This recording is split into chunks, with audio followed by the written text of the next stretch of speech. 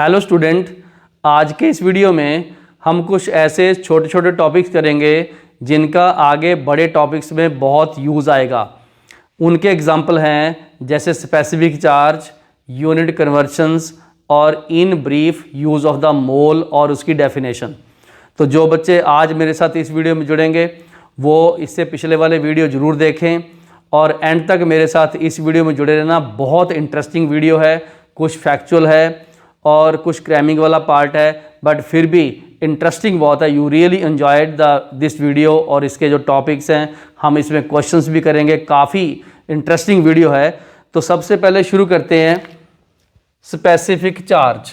जब भी word specific आता है, बहुत बार आप केमिस्ट्री में, फिजिक्स में वर्ड स्पेसिफिक सुनोगे। Specific heat capacity, specific conductance या स्पेसिफिक चार्ज, उसका मतलब होता है एक यूनिट के ऊपर, 1 ग्राम के ऊपर। तो इसमें जो चार्ज आया specific charge, it is equal to the charge to mass ratio. Charge को हम रिप्रेजेंट करेंगे Q से, मास को रिप्रेजेंट करेंगे M से, क्योंकि जितने भी चार्ज पार्टिकल हैं जिसमें इलेक्ट्रॉन आते हैं, प्रोटॉन आते हैं, अल्फा पार्टिकल आते हैं, उन सब के ऊपर चार्ज है और उनका मास भी है क्योंकि वो पार्टिकल हैं। उनके चार्ज को मास से डिवाइड करके जो रेशो आएगा उसको हम बोलेंगे स्पेसिफिक चार्ज। तो अगर अपने इसको डिफाइन करना हो, it is also defined as the charge in coulomb on 1 gram of any particle. कहने का मतलब 1 ग्राम के ऊपर कितना चार्ज है। हम टोटल चार्ज निकाल लेंगे Q और टोटल मास निकाल लेंगे M और उस Q को M से डिवाइड करके आ जाएगा स्पेसिफिक चार्ज। फिर से सुन लीजिएगा, चार्ज ऊपर, मास नीचे, चार्ज टू मास जो है वो हमने निकालना है। यूनिट में क्या है, ये कूलम होता है चार्ज का, कूलम, और ये है मास, तो हो गया कूलम पर ग्राम। ऐसे लिखा जाएगा CG इनवर्स, कूलम पर ग्राम। ठीक है, आप देखिए स्पेसिफिक चार्ज को कई बार हम S सिंबल से लिख देते हैं, तो वो Q चार्ज होता है, M मास है। इलेक्ट्रॉन के लिए यही चार्ज को हम E लिखते हैं और मास को ME लिखते हैं। बहुत बार आपको इस तरीके से E/M लिखा मिलेगा। तो इनके यूज़ आगे इलेक्ट्रॉन की डिस्कवरी, प्रोटॉन की डिस्कवरी, न्यूट्रॉन या न्यूक्लियस की डिस्कवरी में आने वाले हैं। तो वहाँ पर मैं आपको डायरेक्ट बताता जाऊँगा इसका चार्ज टू मास रेशो इतना है, या चेंज हो रहा है कि नहीं चेंज हो रहा। लेकिन इधर हम लोग स्पेसिफिक चार्ज को एक बार डिस्कस कर लेते हैं। आप देखो, चार्ज ऊपर है तो डायरेक्टली प्रोपोर्शनल टू चार्ज हो गया, और मास नीचे है डिनोमिनेटर, तो इन्वर्सली प्रोपोर्शनल टू मास हो गया। कहने का मतलब किसी में अगर चार्ज बढ़ाओगे तो स्पेसिफिक चार्ज बढ़ेगा, और अगर किसी पार्टिकल को हैवी करते जाओगे, मास बढ़ाओगे, तो स्पेसिफिक चार्ज उसका कम होता जाएगा। तो ये एक रिलेशनशिप है, ये कंपैरिजन के लिए यूज़ होता है। जैसे इलेक्ट्रॉन है, प्रोटॉन है, अल्फा पार्टिकल है, उनके अलग अलग चार्जेस हैं और अलग अलग मासेस हैं। उनको हमने रेशो की फॉर्म में जब कंपैरिजन करना हो तो ये डायरेक्टली प्रोपोर्शनल टू चार्ज लेना है, इन्वर्सली प्रोपोर्शनल टू मास लेना है।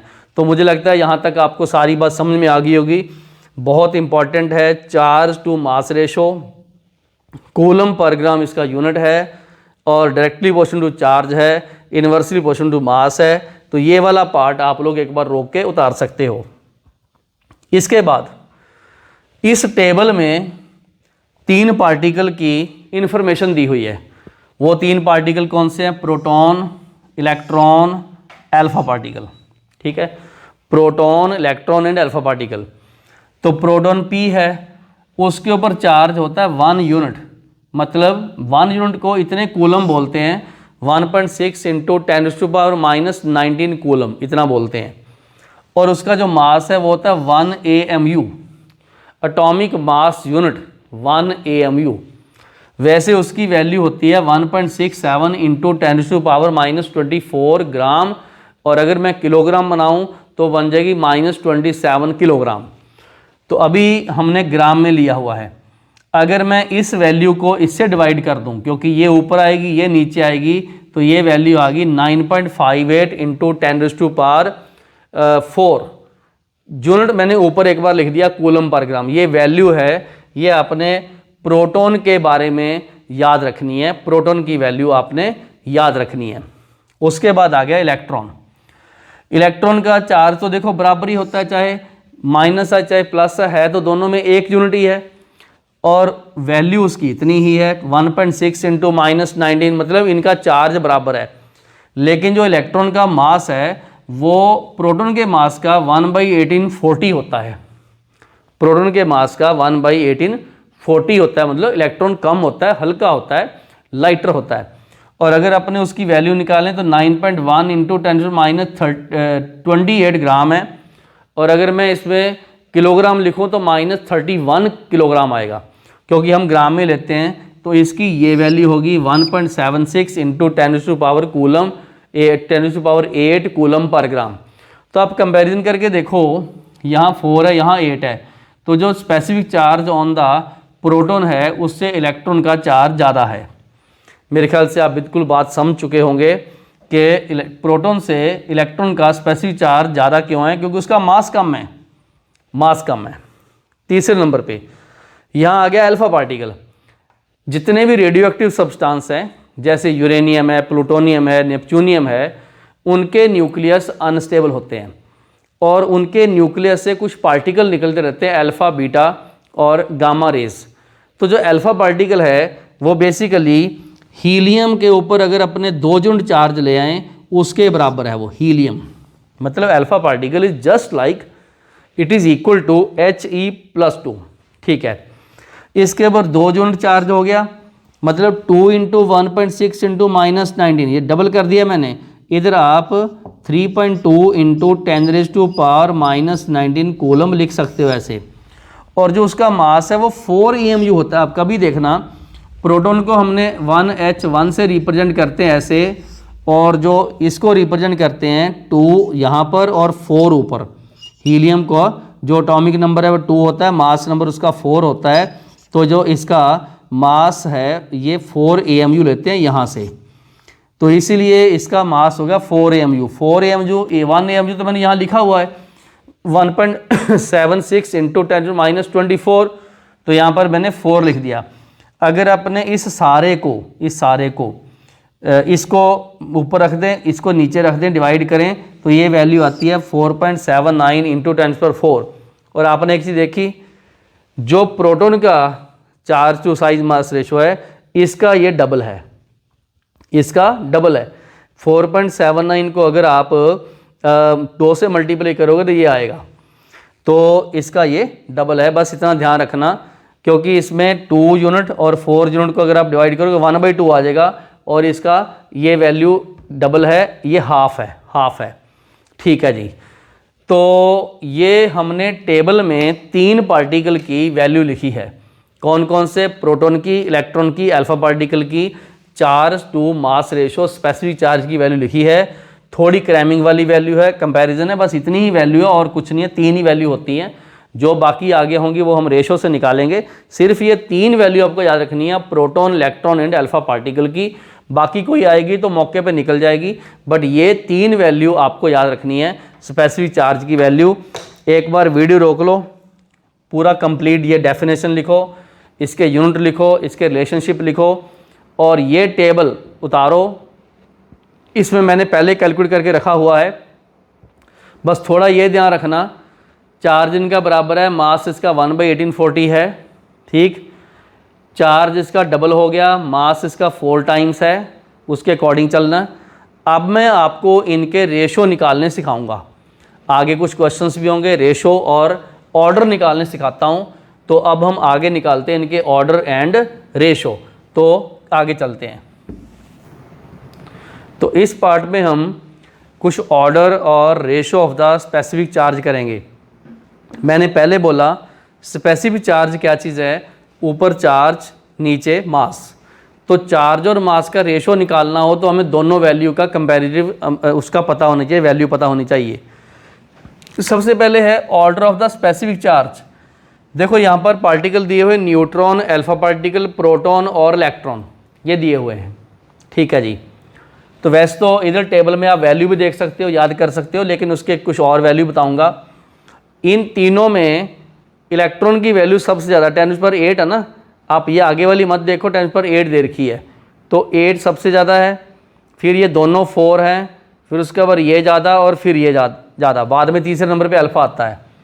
तो मतलब इलेक्ट्रॉन का मैक्सिमम है क्योंकि उसका मास बहुत कम है, फिर प्रोटॉन, फिर अल्फ़ा, और न्यूट्रॉन सबसे बाद में आता है। ये न्यूट्रॉन है वो इसलिए क्योंकि न्यूट्रॉन का चार्ज नहीं होता कोई, जब किसी चीज़ का चार्ज नहीं है, 0 डिवाइडेड बाई एनीथिंग इज 0, तो इसलिए ये सबसे कम आता है। ये ध्यान रखना आप लोगों ने। अब आगे ratio of specific charge.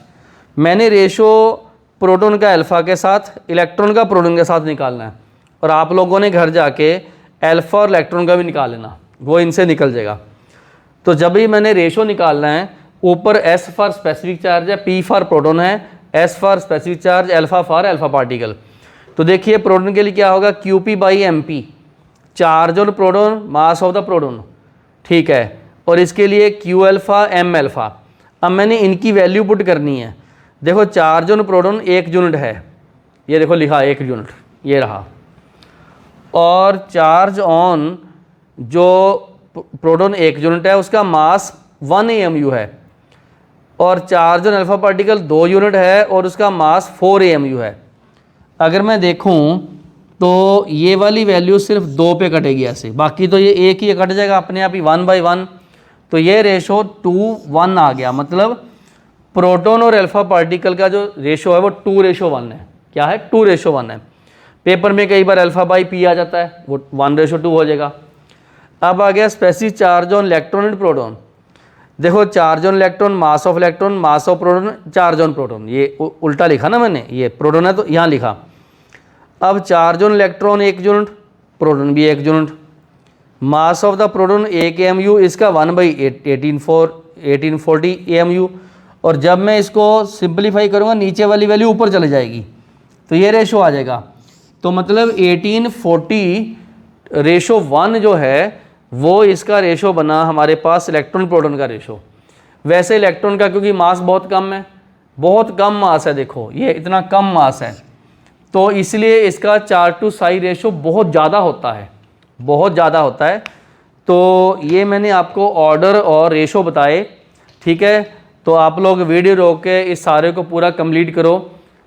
Charge to size ratio का सिर्फ इतना ही टॉपिक है, और इस टेबल को उतारो और वो जो क्वेश्चन कराए वो करो, इनके ऑर्डर नोट करो, कोई नया आ जाए तो भी करने की अपनी टेंडेंसी रखो, ठीक है। तो अब हम आगे चलते हैं, यूनिट कन्वर्शन कैसे करनी है, क्योंकि हमें केमिस्ट्री के बाकी जो लेक्चर्स हैं उनमें हमने ये यूनिट्स की वैल्यू देखनी है। तो इस सेक्शन में हम यूनिट्स और उनकी कन्वर्शंस करेंगे। ये बच्चों का सबसे फेवरेट टॉपिक होता है, इसमें बच्चे बहुत इंजॉय करते हैं, इसलिए क्योंकि ये टॉपिक करने से बच्चों के न्यूमेरिकल बहुत स्पीड से आगे चलते हैं। आप सबको पता है हर न्यूमेरिकल में कोई ना कोई फिजिकल क्वांटिटी होती है, और उस फिजिकल क्वांटिटी के आगे लगाता है यूनिट। सबसे पहले बता दूं यूनिट होता क्या है। ये एक स्टैंडर्ड ऑफ रेफरेंस होता है। मतलब मान लो मैंने बोला कि 5 किलोग्राम चीनी, उसका बड़ा सिंपल सा मीनिंग है कि 1 किलोग्राम का 5 गुना हैवी, तो वो जो स्टैंडर्ड ऑफ रेफरेंस है वो क्या हो गया, 1 किलोग्राम।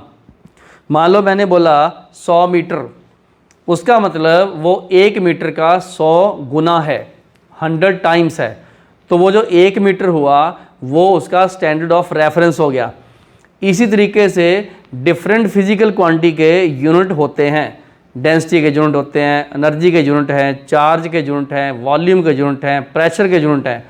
तो आज हम इस आगे वाले सेक्शन में वो सारे यूनिट करेंगे जो हमारे डिफरेंट न्यूमेरिकल्स में आते हैं और हमें उनको करना ही होता है, ठीक है। सबसे पहले मैं उन यूनिट्स के कुछ इंपॉर्टेंट वैल्यू आपको बताऊंगा और बताऊंगा किस तरीके से एक को दूसरे में कन्वर्ट करना है। यहाँ पर फिर हम इनको कन्वर्ट करेंगे। लो जी, सबसे पहले है लेंथ। लेंथ को L से रिप्रेजेंट करते हैं। 1 मीटर इसका ऐसा यूनिट है। उस 1 मीटर में 100 सेंटीमीटर होते हैं, ठीक है, और 1 सेंटीमीटर में 10 मिलीमीटर होते हैं। तो जब 100 सेंटीमीटर है उसको 10/2 बोल देंगे, क्योंकि यहाँ पर आपने याद रखना 1 सेंटीमीटर में 10 मिलीमीटर होते हैं, मिलीमीटर, ये आपको याद रखना है, जस्ट कन्वर्शन। तो 1 मीटर में 10/2 सेंटीमीटर हो गए, 100 सेंटीमीटर, और उसके आगे 10 गुना 1000 मिलीमीटर हो गया। तो बिल्कुल क्लियर हो गया। ऊपर से 1 किलोमीटर आ जाए, जहाँ भी किलो वर्ड आता है तो वो 10⁻³ होता है मीटर, और उसके बाद क्योंकि 1 मीटर में 100 है 10⁵ हो गए सेंटीमीटर। 1 नैनोमीटर 10⁻⁹ मीटर के बराबर है। 1 आंगस्ट्रॉम -10 मीटर के बराबर है। 1 पिकोमीटर -12 मीटर के बराबर है। तो किसी भी यूनिट में लेंथ के यूनिट यही वाले काम आते हैं, बस इतनी आपको याद करने, और कोई फालतू याद करने की ज़रूरत नहीं है। ये मेन यूनिट है लेंथ के, और आपको ये पता होने चाहिए। बहुत सिंपल सी बात है, किलो आ जाए तो 10⁻³ सेंटी आ जाए तो 100, मिली आ जाए तो 1000 वहाँ भाग। ठीक है, अब आ गया मास। 1 किलोग्राम में 1000 ग्राम होते हैं 10⁻³ ग्राम, और 1 ग्राम में मिली वर्ड आ गया, क्योंकि जब भी मिली वर्ड आएगा आपको पता होना चाहिए उसका मतलब -3 होता है। जब भी वर्ड किलो आए उसका मतलब 10⁻³ होता है। ये अब बात आपने ध्यान रखनी है, -3 मिली और किलो +3। ठीक है, तो 1 किलोग्राम में 1000 ग्राम है, उसके आगे ग्राम में आगे मिलीग्राम, तो ये 3 और 3 6 हो जाएगा। अब चला उल्टा, 1 मिलीग्राम में -3 ग्राम और उसके आगे -6 किलोग्राम। तो वेरी सिंपल, ये मास के मैंने यूनिट करवाए हैं। अब हम लेंथ और मास के यूनिट को एक दूसरे में कन्वर्ट करने के लिए यहाँ एक प्रैक्टिस करते हैं। लॉजिक ऐसे, आपको बोला गया कि 200 किलोमीटर को आपने सेंटीमीटर में कन्वर्ट करना। ठीक है, देखो यहाँ पर 200 किलोमीटर है, तो सबसे पहले मैं क्या लिखूंगा, 200 × 10⁻³ मीटर, तो लिखूंगा ही। अब 1 मीटर में 100 सेंटीमीटर है, तो अब मैं लिख दूंगा 200 × 10⁻³ × 10⁻²। आंसर क्या आया, 2 × 10⁻, ये 2 और 3 5 और 2 7, हाँ जी इतने क्या आगे सेंटीमीटर आगे, ये बना इसका आंसर। और हमने इसको 10⁻³ में लिखना है साइंटिफिक नोटेशन में, मतलब एक 0 छोड़ के उसकी साइंटिफिक नोटेशन में हमने इसको करना होता है। अब 600 आंगस्ट्रॉम को सेंटीमीटर में कन्वर्ट करते हैं, करें शुरू। लो जी, 600 आंगस्ट्रॉम है, it is equal to 600 × 10⁻⁻10 metre. आप सबको पता है 1 मीटर में 100 सेंटीमीटर होते हैं, तो इसका मतलब ये 600 × 10⁻10 × 10⁻², ये बन गए सेंटीमीटर। और ये ध्यान रखना, देखिए ये 2 0 प्लस की होगी 10⁻², और ये भी प्लस की 4 होगी। तो आंसर क्या आया, 6.0 × 10⁻⁻6 लिख दूं तो मुझे लगता है गलत नहीं है। ठीक है, अब आ गया 20 मिलीग्राम को किलोग्राम में। लो जी 20, ठीक है, मिलीग्राम। अब देखिए जब भी मिली वर्ड आता है तो उसका मतलब होता है -3 ग्राम। अब उसके बाद हमने किलोग्राम में कन्वर्ट करना है, तो आप डायरेक्ट भी कर सकते हो, 20 × 10⁻³ और एक बार -3, और ये बन गया किलोग्राम। आंसर क्या आया, 2.0 × 10⁻³ ये है, और ये प्लस का हो गया -5 kilogram is the answer. I hope कि आपको ऐसे कन्वर्शन करने में बहुत मज़ा आया होगा। बस ये वाली याद करते जाना वैल्यू। लेंथ हो गया, मास हो गया। अब मैं इसके बाद आपको वॉल्यूम करवाऊँगा, फिर मैं इसके बाद एनर्जी करवाऊँगा, उसके बाद हम प्रेशर की यूनिट भी करेंगे। तो धीरे धीरे आगे बढ़ते हैं। एक बार वीडियो रोक लो, ये वाला सेक्शन करो कंप्लीट। यूनिट कन्वर्शंस में लेंथ मास हमने कर लिया है, क्योंकि आगे जितने हमने एक्सपेरिमेंट्स करने हैं या एक्सपेरिमेंट के बेस पे न्यूमेरिकल करने हैं, उन सब में ये यूनिट आने वाले हैं, और इन यूनिट को याद करते रहना। आगे चलते हैं, कुछ और यूनिट्स करते हैं। तो इस पार्ट में हम 2 और यूनिट करेंगे जिसका बहुत इंपॉर्टेंट यूज़ है। पहले है वॉल्यूम, दूसरा है एनर्जी। वॉल्यूम जनरली लिक्विड या गैसेज में यूज़ होता है। वॉल्यूम होता है किसी एरिया या किसी स्पेस का वॉल्यूम, जगह कितनी घेरी, एरिया नहीं स्पेस। ठीक है, मैंने यहाँ पर एक बॉक्स बनाया है, 3 डायमेंशनल है। इसके 3 एक्सिस हैं A B C। बेसिकली ये A B C जो है क्यूब के साइड्स हैं, अगर मैंने इसका वॉल्यूम निकालना हो V, तो मैं क्या करूँगा A इंटू बी इंटू सी, और अगर ये क्यूब है तो A का क्यूब कर दूंगा। सिंपल एक बॉक्स है, अगर मैंने उसका वॉल्यूम निकालना है तो मैं उसके अकॉर्डिंगली शेप के अकॉर्डिंग निकालूंगा। अगर सिलेंडर है तो उसके पाई आर स्क्वायर इंटू एच कर दूंगा, जैसा भी है। मान लो हमारे पास इस तरीके का एक सिलेंडर है और ये इसकी हाइट है इस टाइप से, और ये मैंने इसका वॉल्यूम निकालना, तो अपने क्या करेंगे, ये ऐसे आर लिख देंगे, उसका एरिया निकाल लेंगे ये वाला पाई आर का पाई आर स्क्वायर, और बाद में क्या है इसकी एच निकाल देंगे, तो उसके हिसाब से निकल आएगा, कोई दिक्कत वाली बात नहीं है। ठीक है, तो यहाँ पर भी वॉल्यूम जो होता है वो मीटर क्यूब में होता है, क्योंकि हमने मीटर में तीनों चीज़ें ले ली। 1 मीटर क्यूब आप सबको पता है 10⁻² सेंटीमीटर का क्यूब, क्योंकि 1 मीटर में होते हैं 100 सेंटीमीटर, तो मैंने 10⁻² जो 100 है उसका क्यूब कर देना, तो ये 10⁻² का मतलब 6 बन गया, ये आ गया। और ध्यान रखना यहाँ में लिखा 1 सेंटीमीटर क्यूब 1 मिलीलीटर होता है, इसीलिए जितने सेंटीमीटर उतने बन गए मिलीलीटर। ठीक है, 1 लीटर में 1000 मिलीलीटर होते हैं, इसीलिए इसमें से 1000 को मैं लीटर में कन्वर्ट कर दिया। तो ये एक ऐसी लाइन बन गई, इंपॉर्टेंट लाइन बन गई, आपको पता होनी चाहिए। 1 metre cube is equal to 10⁻6 centimetre cube, और 10⁻6 मिलीलीटर, क्योंकि 1 सेंटीमीटर क्यूब में 1 मिलीलीटर है, और 1 लीटर में 10⁻3 मिलीलीटर हैं, और इसीलिए इसमें से 10⁻3 मैंने गायब कर दिया तो 10⁻3 लीटर आ गए। Very simple.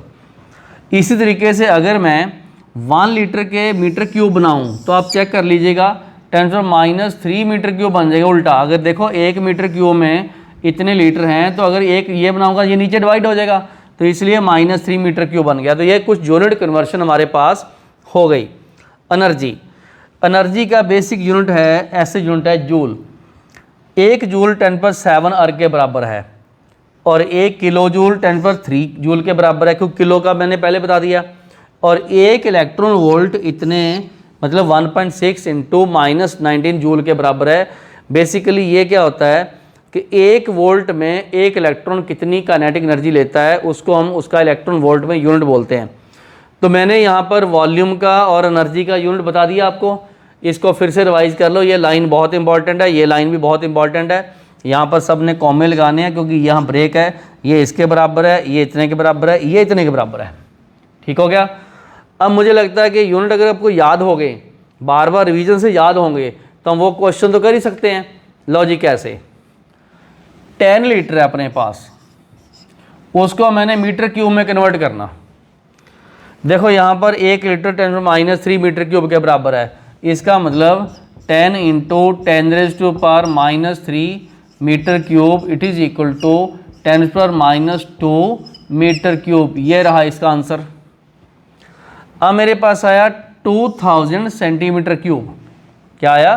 2000 centimetre cube. Okay, तो यहाँ मैंने 2 इंटू 10⁻³ सेंटीमीटर क्यूब लिख दिया।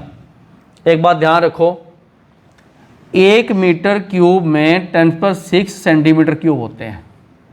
लो जी, इधर साइड में लिखता हूँ एक बात कि अगर मुझे 1 सेंटीमीटर क्यूब में मीटर क्यूब लिखने हैं तो -6 मीटर क्यूब आएंगे, उल्टे होते हैं। 1 मीटर में अगर 10⁻6 सेंटीमीटर क्यूब है पॉजिटिव पावर, और अगर इसका 1 लूँगा नीचे आ जाएगा नेगेटिव पावर। इसका मतलब अगर मैं यहाँ पर 2 इंटू 10⁻³ सेंटीमीटर क्यूब की जगह पे 10⁻⁻6 मीटर क्यूब रख दूँ तो उसका सोल्यूशन क्या आएगा? उसका सोल्यूशन आएगा 2 इंटू 10⁻³ मीटर क्यूब, क्योंकि ये +3 है, ये -6 है, -3 बचा, तो इसका आंसर ये हमारे पास आ गया। और इसका आंसर हमारे पास ये आ चुका है पहले ही। अब आ गया 20 इलेक्ट्रॉन वोल्ट के मैंने बनाने अर्ग। 20 इलेक्ट्रॉन वोल्ट के मैंने बनाने अर्ग। लो जी, सबसे पहले 20 इलेक्ट्रॉन वोल्ट हैं, वो हो जाएंगे 20 मतलब 2 into 2.0 into 10⁻1 into 1.6 into 10⁻⁻19 joule into 10⁻7 अर्ग देखो कैसे, मैंने इस 20 को इतने में तो लिख लिया इलेक्ट्रॉन वोल्ट, ये मैंने बना दिया इसके जूल, और उस 1 जूल में होते हैं इतने 7 आर्ग, और अगर मैं निकालूं वैल्यू तो आएगी 3.2 इंटू 10⁻⁴ क्या 10⁻⁴ बोलो, एक ईयरी प्लस और एक ईयरी प्लस और प्लस हो गए 8 और ये आगे -11 आर्ग। ये रहा इसका आंसर। लो जी, ये रहा इसका आंसर। 20 इलेक्ट्रॉन वोल्ट में पहले 2.0 इंटू 10⁻⁴ कर दिया जाए, ये साइंटिफिक नोटेशन होती है। ये एक नॉन जीरो डिजिट छोड़ के डेसिमल लगा के बाकी सबको 10⁻⁴ में कन्वर्ट करना होता है। तो ये एक इलेक्ट्रॉन वोल्ट की वैल्यू जूल में आ गई, उस जूल में इतने अर्ग आ गए, तो मेरे ख्याल से सारी बात क्लियर होगी। तो हमने साथ साथ इसके यूनिट कन्वर्ट किए जा रहे हैं। यूनिट एंड इट्स कन्वर्शन ये वाला सेक्शन था, आप वीडियो रोको एक बार। तो मैंने 2 यूनिट आपकी नॉलेज में और ऐड कर दिए जिनका आगे जाके बहुत रेफरेंस आना है। तो अब हम कुछ और आगे यूनिट करते हैं जिनका आगे रेफरेंस आएगा, जैसे प्रेशर के यूनिट आ जाएंगे, ठीक है। इस टाइप के कुछ और यूनिट हमने करते हैं जिनका बार बार आगे रेफरेंस आना है। तो आप एक बार वीडियो रोक के ये सारा एक बार उतार लो जितना भी मैंने करवाया आपको, और आगे चलते हैं कुछ और यूनिट्स जिनका आगे रेफरेंस आएगा। तो इस पार्ट में हम 2 और यूनिट करेंगे जो बहुत इंपॉर्टेंट है। एक है प्रेशर और एक है अमाउंट ऑफ सब्सटेंस। तो सबसे पहले करवाता हूँ pressure.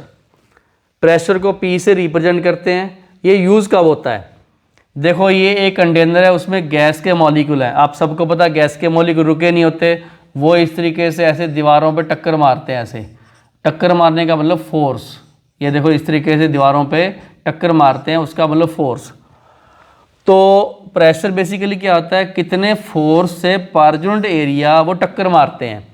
Force per unit area, कितना फोर्स पर यूनिट। जैसे ये इधर दीवारों पे टक्कर मारेगा तो इसमें मरकरी भी मारेगा, ये मरकरी है, यहाँ पर वैक्यूम है, वैक्यूम। और अगर अपने इस गैस के प्रेशर को नापना हो तो हमारे पास एक अपरेटस है, उसको बोलते हैं मैनोमीटर। क्या बोलते हैं, मैनोमीटर। ये हमने यू शेप ट्यूब इसमें कनेक्ट की हुई है, इधर से गैस आएगी, इसको टक्कर मारेगी फोर्स पर यूनिट एरिया से, और उसके बाद यहाँ वैक्यूम है, ये ऊपर चढ़ जाएगा। ये हाइट देखो राइज होगी क्योंकि इधर से गैस ने प्रेशर लगाया तो ऊपर चढ़ गया ऐसे, क्योंकि यहाँ पर खाली जगह थी।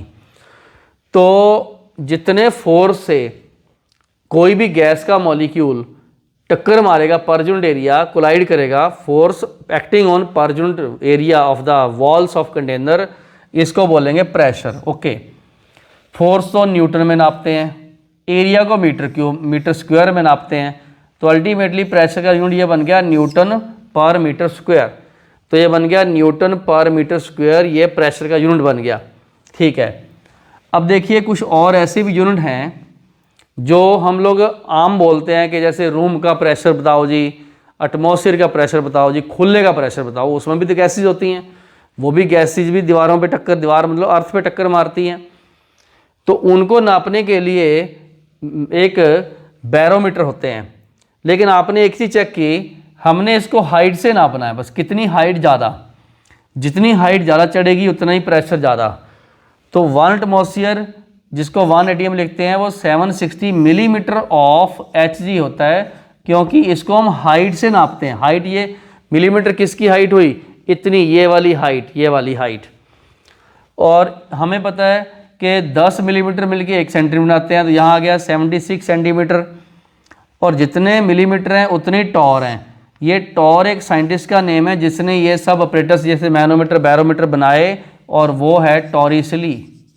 टॉरिसली, तो इससे टॉर नेम आ गया। तो अल्टीमेटली आपने क्या करना है, एक एटमॉस्फेयर जो है वो 760 millimetre of Hg, 76 centimetre of Hg, 760 torr, क्योंकि 1 मिलीमीटर 1 टॉर के बराबर होता है। अब देखिए कुछ और भी यूनिट हैं, और भी यूनिट हैं। एक एटमॉस्फेयर को पास्कल में भी नापते हैं।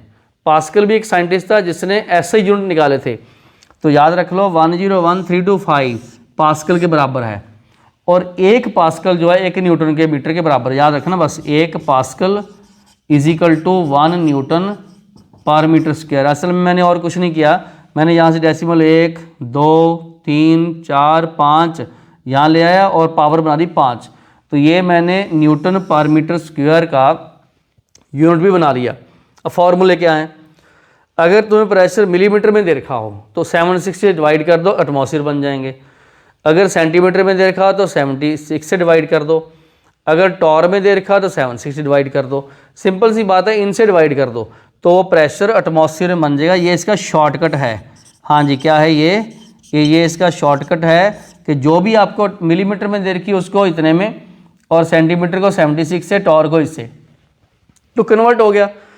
जहाँ भी जरूरत पड़ेगी अपने कन्वर्ट कर लेंगे। ये इतना सफिशिएंट है, बस ये सफिशिएंट है और ये सफिशिएंट है, इससे ऊपर और कुछ नहीं आने वाला। बस इतनी ही बात आपने याद करनी है कि मैनोमीटर, बैरोमीटर अपरेटस हैं जो प्रेशर को नापते हैं और हाइट से नापे जाते हैं। कितना गैस इसको राइज करवाएगी, क्योंकि जब ये प्रेशर ऐसे नॉक करेगी तो ये ऐसे ऊपर चढ़ जाएगा इतनी हाइट में। उधर वैक्यूम है तो उसके हिसाब से अपने हाइट नाप लेनी। हाइट दिखती है सामने तो प्रेशर नाप लेंगे। अब आ गया अमाउंट ऑफ सब्सटेंस। इसको मोल से रिप्रेजेंट करते हैं। किससे? मोल से। बहुत बार आपने सुना हम मोल यूज़ करते हैं, 1 मोल 2 मोल 3 मोल, और ये भी यूज़ करते हैं जहाँ मोल आ जाए एवोगाड्रो है। जहाँ मोल आ जाए वहाँ एवोगाड्रो नंबर आता है, और वो लोअर क्लासेज में भी बच्चों को रटवाया जाता है। आज फिर मैं आपको समझाऊंगा, रटवाऊंगा कम, समझाऊंगा। ठीक है, जैसे 1 डजन 12 के बराबर है, 1 सेंचुरी 100 के बराबर है, उसी तरीके से 1 मोल इस नंबर के बराबर है। और ये नंबर एवोगाड्रो साइंटिस्ट ने दिया था, इसी को ही बोलते हैं एवोगाड्रो नंबर। तो पहले वैल्यू याद कर लो। एवोगाड्रो नंबर की वैल्यू वो होती है 6.02 10⁻23। फिर से बोलिए 6.02 10⁻23। यहाँ पर न्यूमेरिकल में ये 0.02 लेते नहीं, सीधा 6 से निकालते जाते हैं। ठीक है, तो ये हो गया 1 मोल। फिर से बताइए, what is 1 mole? 1 mole is the number equal to Avogadro number. ये 1 मोल है। फिर से ध्यान से समझ लो, 1 mole is the number which is equal to Avogadro number. 2 mole को 2 से मल्टीप्लाई कर दो, 2 इंटू एवोगाड्रो, इस टाइप से। अब देखिए, सब्सटेंस कभी एटॉमिक भी होंगे, जैसे सिंपल एटम की फॉर्म में। मान लो मैंने बोल दिया हीलियम है, सोडियम है, मैग्नीशियम है या एल्युमिनियम है, ये सब। अब देखिए, जब एटॉमिक एटम होते हैं तो उनके एटॉमिक मास होते हैं। इसका एटॉमिक मास 4, इसका 23, इसका 24, इसका 27, ये वाले एटॉमिक मास होते हैं। तो एटम के एटॉमिक मास होते हैं। इसी तरीके से कुछ सब्सटेंस मॉलिक्यूलर भी होते हैं, जैसे वाटर, ये मॉलिक्यूल है, जैसे O2, और फिर आ गया CH4 या CO2, ये होते हैं मॉलिक्यूल। इनके मॉलिक्यूलर मास होते हैं। वाटर का जैसे 2 + 16 हो गया तो ये 18 बन गया। तो इसी तरीके से मॉलिक्यूलर मास भी होते हैं। तो मैं यहाँ पर आपको मास की टर्म में मोल बताऊंगा। लो जी, कभी भी आपको 1 मोल बता दें, पहले तो पता ही अपने एवोगाड्रो एटम है वो। ध्यान रखना, एवोगाड्रो एटम का मास ग्राम एटॉमिक मास के बराबर होता है। मतलब ये जो पावर 4 ग्राम, इसके एवोगाड्रो का मास 23, इसका 24। क्या बात है, mass of the Avogadro atom gram atomic मास के बराबर होता है। वाह, नई चीज आपने सीखी। क्या सीखी? 1 मोल में एवोगाड्रो एटम है, उनका मास उसके ग्राम एटॉमिक मास के बराबर होता है, मतलब एटॉमिक मास के बराबर होता है ग्राम में। जैसे हीलियम की बात चली, 1 मोल हीलियम है, उसमें एवोगाड्रो एटम है हीलियम के, और मास कितना है? 4 ग्राम। वेरी गुड, 4 ग्राम इसका मास है। अगर सब्सटेंस मॉलिक्यूलर है तो उसका 1 मोल एवोगाड्रो मॉलिक्यूल के बराबर है। यहाँ क्या थे? एवोगाड्रो एटम के बराबर था। और एवोगाड्रो मॉलिक्यूल को इकट्ठा करके अगर एक डब्बे में बंद कर दें हम लोग, तो उसका जो मास आएगा वो मॉलिक्यूलर मास के बराबर आएगा, ग्राम मॉलिक्यूलर मास के। मतलब एटम है तो एटॉमिक मास, मॉलिक्यूल है तो मॉलिक्यूलर मास। एटम है तो एवोगाड्रो एटम है, और मॉलिक्यूल है तो एवोगाड्रो मॉलिक्यूल है। इसलिए अगर मैं 1 मोल वाटर को, उसमें मॉलिक्यूल देखूं तो एवोगाड्रो मॉलिक्यूल होंगे, और उसमें 18 ग्राम पानी के होंगे, क्योंकि ये उसका ग्राम मॉलिक्यूलर मास है। ग्राम मॉलिक्यूलर मास कैसे है? हाइड्रोजन का 1 ग्राम, 2 का 2 ग्राम, ऑक्सीजन का 16, तो हो गया 18 ग्राम। तो इसी तरीके से O2 का निकालेंगे 32 ग्राम, यहाँ 16 ग्राम, यहाँ 44 ग्राम, तो उनके मॉलिक्यूलर मास आपने निकालने, बस वो 1 मोल है, उसमें एवोगाड्रो एटम होते हैं। लो जी, ये बात मैंने आपको बताई। अब मैं इसके आगे करवाऊंगा क्वेश्चंस। जब मैं क्वेश्चंस कराऊंगा आपको बिल्कुल परफेक्टली बातें समझ में आ जाएंगी। कुछ ऐसे क्वेश्चन करवाने वाला हूँ ताकि आप लोग इस मोल को यूज़ कर पाओ कि 1 मोल क्या है। एक बात समझ लो ध्यान से, बस जहाँ 1 मोल आ जाए वो एवोगाड्रो पार्टिकल के बराबर है, और एटम है तो एटॉमिक मास के बराबर है, मॉलिक्यूल है तो मॉलिक्यूलर मास के बराबर है। बस ये 2 लाइनें पक्का रट लो, और अभी वीडियो रोक के सारे को उतारो और पूरा कंप्लीट। ये बहुत इंपॉर्टेंट है ये वाला, इसको समझो। इसकी प्रैक्टिस में और करवाता हूँ क्वेश्चन की फॉर्म में, उस मोल की जितनी की हमें ज़रूरत है इन चैप्टर्स में। तो इस पार्ट में कुछ ऐसे क्वेश्चंस करेंगे जिनका बेसिक मोल का यूज़ है। बहुत इंटरेस्टिंग क्वेश्चंस हैं। इससे पिछला जो मैंने सेक्शन करवाया 1 मोल वाला, और उसमें ग्राम एटॉमिक मास, ग्राम मॉलिक्यूलर मास आपको मैंने हीलियम और H2O के करवाए, उनसे रिलेटेड कुछ क्वेश्चंस हैं। लो जी, आप लोग सबसे पहले फर्स्ट, सेकंड, थर्ड और ये 4th और 5th क्वेश्चन उतार लो, ट्राई करो। पहले स्पेस इतना इससे ज़्यादा छोड़ देना, और आप लोग ट्राई करो। अब मैं इनके सॉल्यूशन करवाऊंगा। पहले सबसे पहले आप खुद ट्राई करो, एक बार उतार लो क्वेश्चन वीडियो रोक के, और इसके मैं सॉल्यूशन आपको अभी करवाता हूँ, 1 बाय 1 सॉल्यूशन करवाता हूँ। तो आप वीडियो एक बार रोक के ये सारे उतार लो। तो करते हैं पहला question, find the mass of 1 mole of electron in kilogram.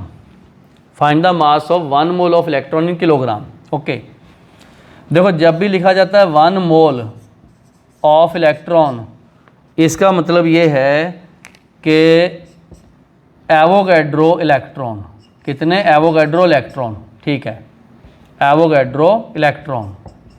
अब उसका तो आपको पता ही है 6.02 इंटू 10⁻23 इलेक्ट्रॉन।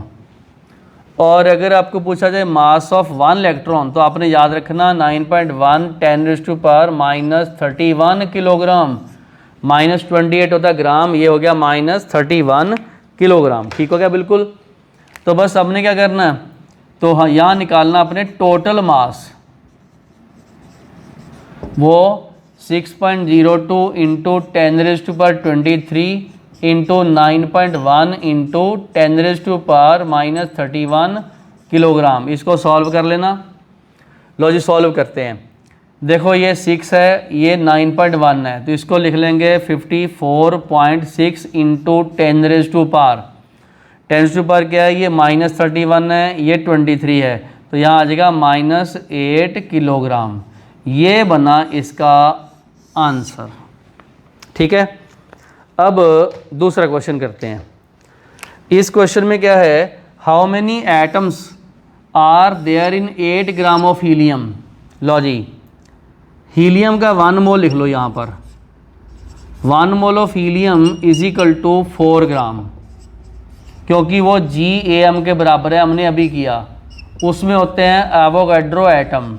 अभी मैंने बोला था एवोगाड्रो एटम का मास ग्राम एटॉमिक मास के बराबर है।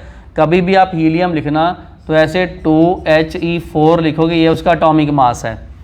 देखो 4 ग्राम में एवोगाड्रो हैं, 8 ग्राम में क्या हो जाएंगे, वो तो डबल हो जाएंगे।